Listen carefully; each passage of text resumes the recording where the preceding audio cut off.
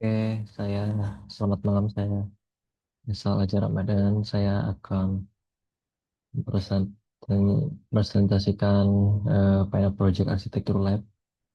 Jadi hasil hari ini saya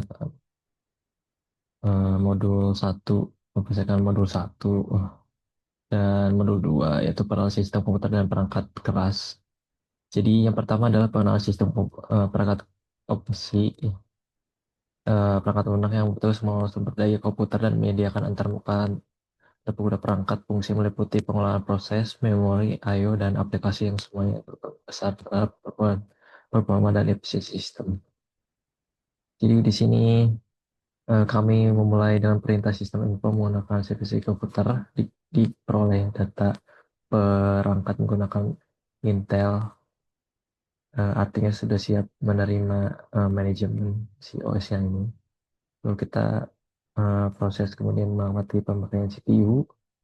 Di sini ada lalu juga mengamati eh, melakukan percobaan entas dan startups dan menutup paksa aplikasi untuk mengetahui apakah performa komputer membaik.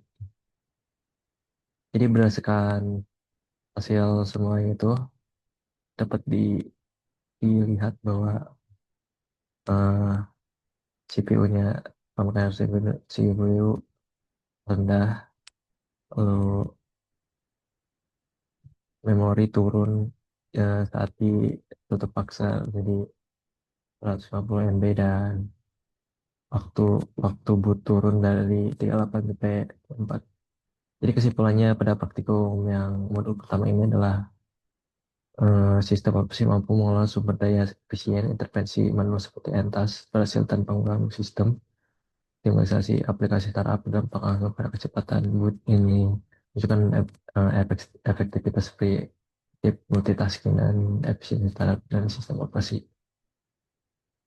Lalu yang kedua ada modul perangkat keras.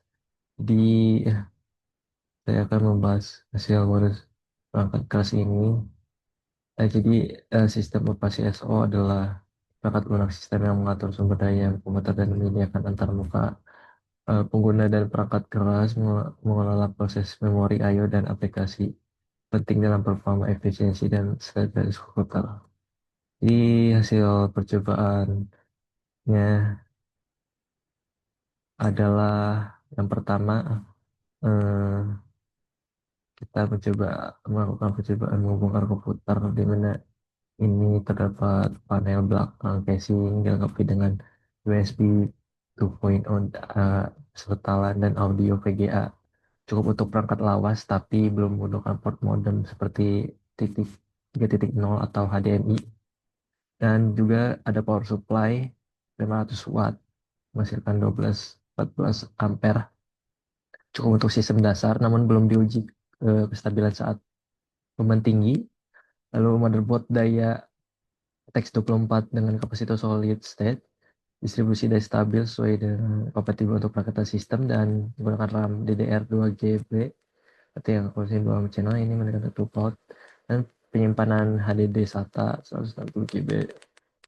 Dan di sini ada juga manajemen kabel yang rapi, yang belum tertara rapi, yang hal ini bisa menghambat aliran udara eh, dan menaikkan suhu.